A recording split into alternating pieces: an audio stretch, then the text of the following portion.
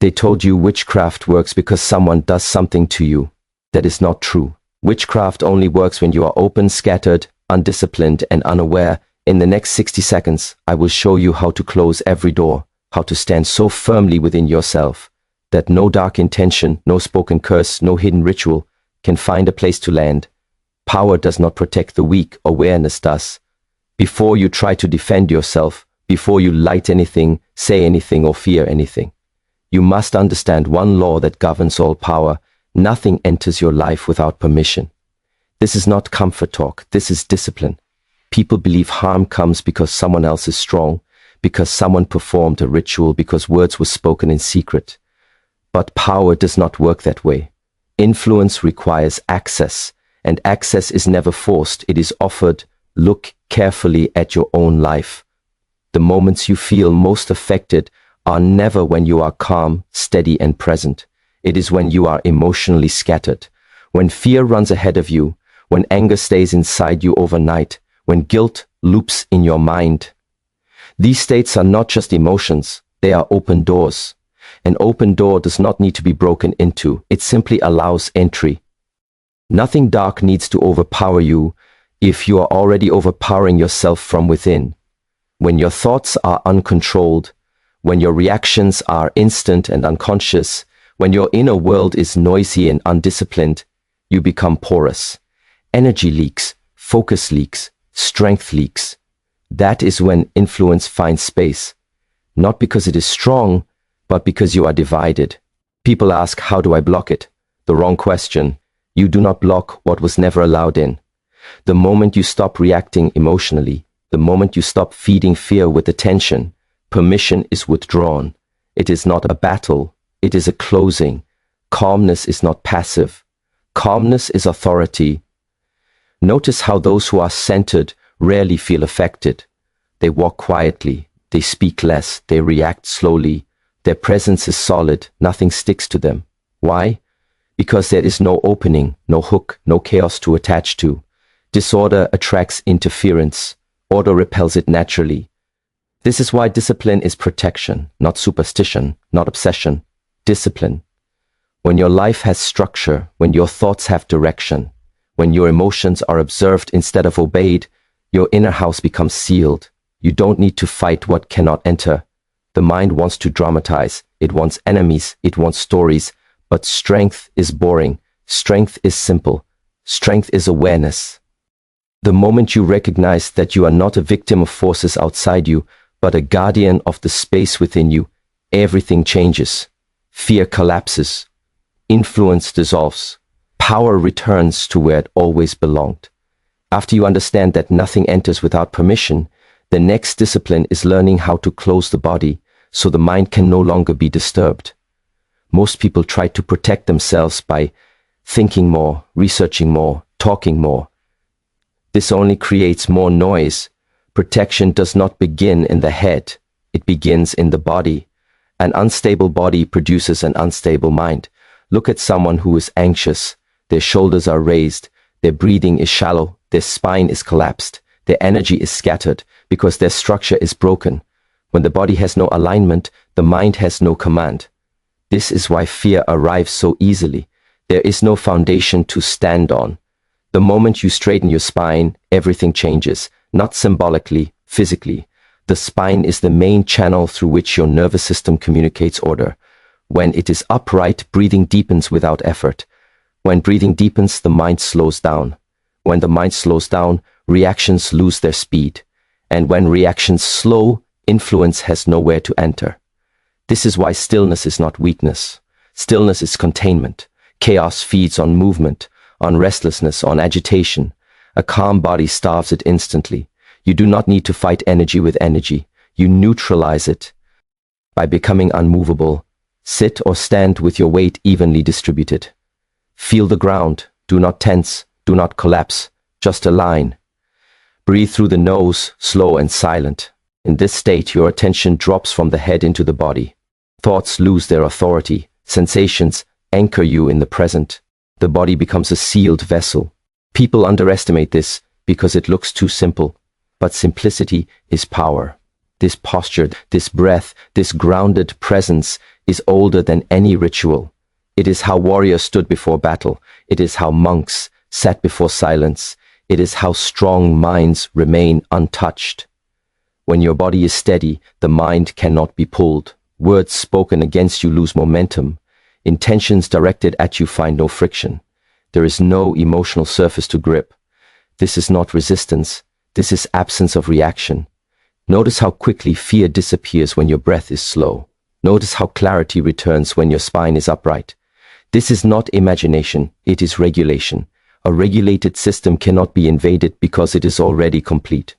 Do this for 60 seconds and observe. The noise fades, the pressure lifts, the sense of being targeted dissolves. What remains is presence, and presence is untouchable. Once the body is stable and the mind is no longer rushing, there is one discipline that decides whether any negative influence survives or dies, where you place your attention. Most people do not realize this, but attention is not passive. Attentio. N is nourishment. Whatever receives it grows stronger. Whatever is ignored begins to weaken. Fear survives on observation. The moment you keep checking, keep listening, keep searching for signs, you are feeding the very thing you want gone. Many people believe they are protecting themselves by staying alert, but constant alertness without control becomes obsession. Obsession creates attachment, and attachment creates a direct channel. If someone speaks about curses, rituals, enemies, or dark intentions, and you replay those words again and again, you are giving them space inside you, not because they are true, but because repetition gives weight. The mind cannot distinguish between real danger and imagined threat when attention is repeatedly applied. It reacts as if something is happening now, even when nothing is. This is why withdrawal of attention is not avoidance, it is mastery. A disciplined mind chooses what is worthy of awareness. You do not stare at fire to put it out, you remove the fuel. Attention is fuel. Notice how quickly fear fades when you stop talking about it. Notice how pressure lifts when you stop checking for symptoms, signs, or attacks. The mind relaxes because it is no longer being instructed to stay on guard. Influence cannot sustain itself without constant observation. This also applies to information. What you watch, what you listen to, what you repeatedly expose yourself to matters. Fear-based messages, dramatic warnings, constant stories of horror. M condition the nervous system to remain open and reactive. This state is not protection. It is vulnerability disguised as awareness. Strength does not announce itself. It moves quietly. It does not scan for threats. It establishes stability and continues forward. When your attention is anchored in your breath, your movement, your work, and your purpose, there is no surplus energy available for distraction. Withdrawing attention does not mean denial, it means choosing order over chaos. It means understanding that not everything deserves your mental space. Silence is not emptiness. Silence is containment. The moment you stop feeding fear with curiosity, fear loses its shape. The moment you stop repeating stories of harm, those stories collapse. Influence requires participation. When participation ends, the channel closes. This is why the strongest response is often no response, no reaction, no discussion, no inner dialogue, just presence. Just focus on what is real in front of you. What you do not feed cannot follow you. After you have withdrawn attention and stabilized yourself, there comes a moment where silence alone is not enough. There are times when something must be stated, not in fear, not in desperation, but in authority. Many people speak when they are emotionally charged. Their words carry noise, not power. True authority is calm. It does not explain itself. It does not repeat itself. It simply declares and stands. Words shape direction when they come from Ali. Meant. When the body is steady, the breath is slow, and the mind is clear, a single sentence spoken once carries more force than endless pleading. Begging weakens intention. Arguing disperses it. Authority condenses it. Most people pray or speak from a place of uncertainty. They ask hoping something will listen. Authority does not ask. Authority recognizes what is already true. It does not shout. It does not threaten. It states reality and withdraws. This is why repetition is unnecessary. When you keep repeating words, you reveal doubt. When you keep explaining, you reveal insecurity. Power does not need to convince. It does not need witnesses. It needs alignment. Stand or sit in stillness. Feel your body grounded. Let the breath settle. From this state, speak one clear sentence, internally or aloud. Not a long ritual, not emotional language. Simple, precise, and complete. Something that affirms your boundary and your position. Once spoken, do not revisit it. Do not question it. Do not check if it worked. Doubt reopens what certainty sealed. Authority is not ego. Ego needs validation. Authority is presence. Presence does not negotiate. Notice how different it feels when words are spoken without tension. The body remains relaxed. The breath remains steady. There is no emotional charge attached. This neutrality is strength. Nothing can push against it, because there is nothing to push. Many people weaken themselves by constantly monitoring outcomes. Did it stop? Is it go? Ne? Is it still there? This returns attention to fear and dissolves the declaration. Authority speaks once and moves on. This principle applies beyond protection. It applies to how you live. When you decide something with clarity, you do not revisit it daily. You act from it. In the same way, when you establish a boundary with certainty, influence loses access. The moment you speak from alignment and then release attachment to the outcome, the channel closes. What remains is calm. Calm is not empty. Calm is complete. Say it once, mean it fully, then return to silence. After authority is established, the work turns inward, not outward, not toward enemies, rituals, or protection methods, but toward your own inner house. Many people try to guard themselves while living in disorder. This does not work. Protection is not something added on top of chaos.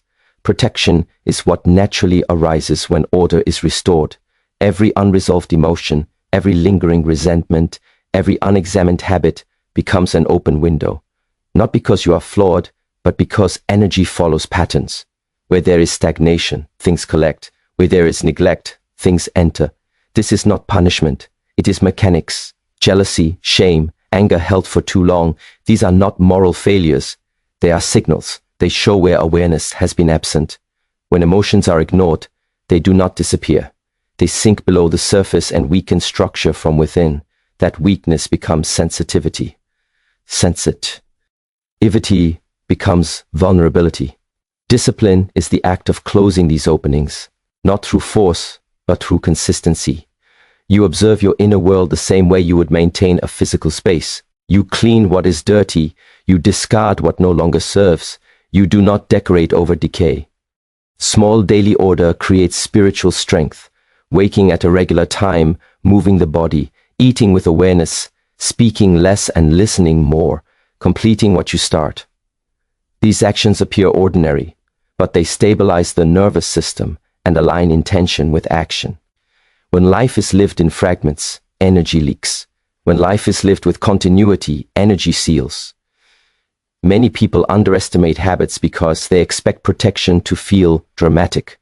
But real protection is quiet. It is boring. It is repetition done with awareness. Over time, the inner environment changes. Thoughts become clearer. Emotions pass faster. Reactions lose intensity. There is less to latch on to. Addictions, whether to substances, screens, drama, or validation, create constant openings. They pull attention outward and weaken self-command. The moment you regain control over one small habit, something closes. Strength returns gradually, then suddenly. Forgiveness is also discipline. Holding resentment ties you energetically to what you wish to escape. Letting go is not approval, it is detachment. When you release emotional debt, you reclaim energy. That reclaimed energy becomes stability. Cleaning the inner house. E is not a one-time act. It is maintenance. Just as dust returns, so do emotions. Awareness must be continuous. This is why mastery is a path, not a ritual. When the inside is clean, nothing external can contaminate it. There is no surface for influence to cling to, no shadow to hide in. Everything you have done so far leads to this final discipline because This is where all influence truly ends, not with effort, not with resistance, but with presence. The present moment is not a concept, it is a condition. And in that condition, nothing harmful can survive. All fear exists in time. It lives in what already happened or what might happen. Regret pulls you backward, anxiety pulls you forward. Witchcraft, negativity, and hostile intention all require this movement of the mind. They need imagination, they need memory, they need anticipation. The present moment gives them none of it. When you are fully here, there is no narrative to attach to, no story to enter, no emotional future to threaten. There is only breath moving in and out, weight resting on the ground, and awareness witnessing without judgment. This state is complete. Nothing can be added to it. Nothing can be taken from it. People think being present is passive. It is not. It is the highest form of command. In presence, the mind stops wandering. Thoughts slow and then fall silent. The nervous system settles. The body aligns naturally. This is why presence integrates all previous disciplines without effort. The bow destabilizes. Attention withdraws. Authority becomes unnecessary because there is nothing to confront. Order sustains itself. This is why 60 seconds is enough, not because something magical happens, but because the mind cannot sustain disturbance without time. Sit or stand. Breathe slowly. Feel your body completely. Do not label. Do not analyze. Do not correct. Simply remain. Notice how quickly tension dissolves when you stop chasing thoughts. Notice how fear weakens when it is not followed. You are not suppressing anything. You are allowing it to pass without interference. What is not resisted completes itself and leaves. In this moment you are unreachable. No words can touch you. No intention can penetrate. There is no surface to land on because awareness is not solid. It is open and clear. Influence requires form. Presence has none. This is the shield that cannot be broken because it is not a barrier. It is absence of vulnerability. It does not push away. It simply does not receive. Return here whenever the mind tries to create danger. Return here when emotions rise. Return here when noise increases.